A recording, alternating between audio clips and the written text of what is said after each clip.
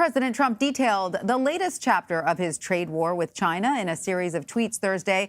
The president announced beginning September 1st, the U.S. will start putting, quote, a small additional tariff of 10% on the remaining $300 billion of goods and products coming from China into our country, adding this does not include the $250 billion already tariffed at 25%.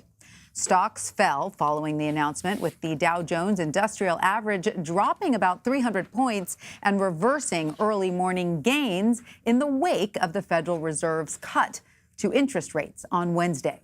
The 10% tariff will go into effect during scheduled negotiations between the two countries.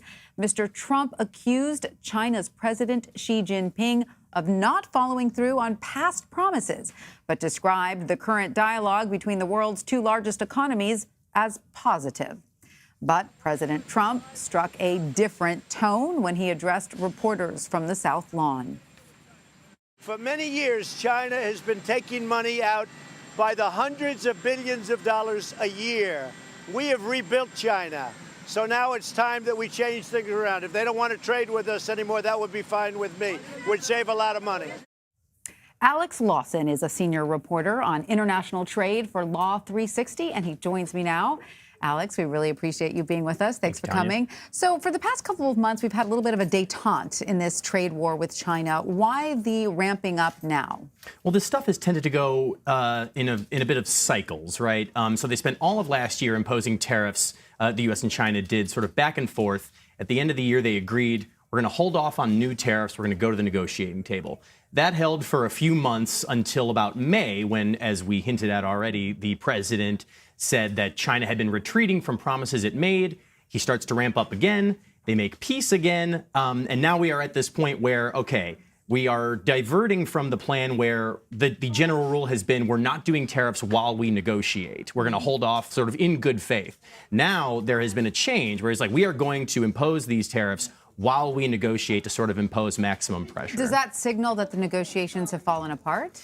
The U.S. is clearly dissatisfied with the way it's gone. Around about February and March, they were saying they were pretty close. I think Trump said at one point we could strike it within about a month. We're now in July. We're now in August, excuse me, and there's still nothing. So I think that they are trying to sort of put the foot on the gas a little bit. They want to sort of hold China's feet to the fire in that regard. China's stalling a little bit here, it would appear. So let's dig into the sort of the details here. Which are the products that stand to be affected by this new tariff? Well, you've seen them described as the back-to-school tariffs. There's lots of clothes, lots of shoes, electronics like phones and laptops, things like that. The thing to really know is that in the early stages of this tariff escalation between the two countries, the United States was very careful to place tariffs on like industrial goods. Things are used in like machinery and to make other things. Now, as it's gone on and no one has backed down, we're getting into the consumer goods, things that you and I and our families buy at the store. So are these the types of things where the consumer will see the immediate hardship of the tariffs, or does it take a while for the manufacturers to absorb the hardship from the tariff before passing it on to the consumer? They are trying to do it in a way that will minimize damage to the end consumers. I mean, some would say that by doing it at all, they're not trying to do that, but they are starting it at only 10%, which is a modest level.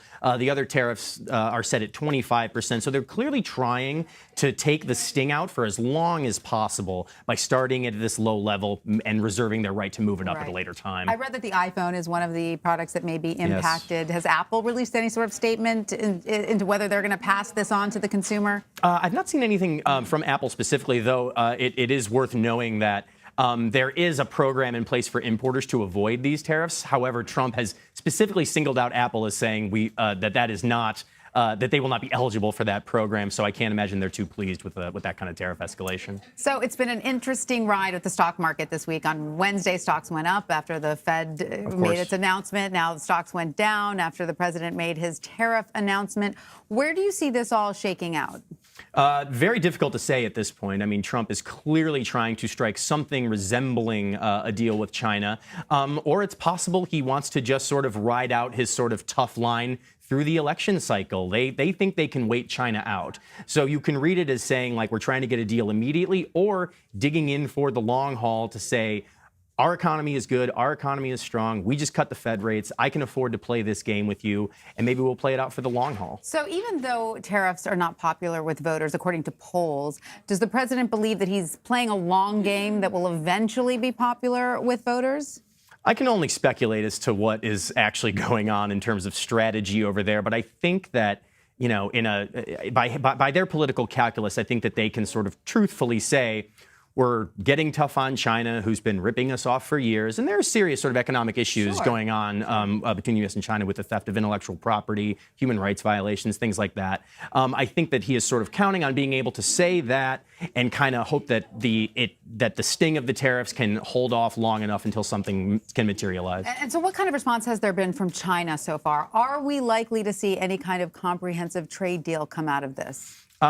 The response from China has always been, if history holds here, is to impose tariffs back upon us. And this is something that's happened, or that's sort of affected farmers sort of more outsized than any other sector. They're likely to do that again. If anything, I will be interested to see, and what we should look out for is to see if they are even willing to come to the negotiating table with this over their head. As I said already, there has been the understanding of a ceasefire while we talk. It's very possible that they might decide not to sort of engage on this issue at all. All right. Alex Lawson, thank you for sharing your insight with us. Thanks we so really much. appreciate it.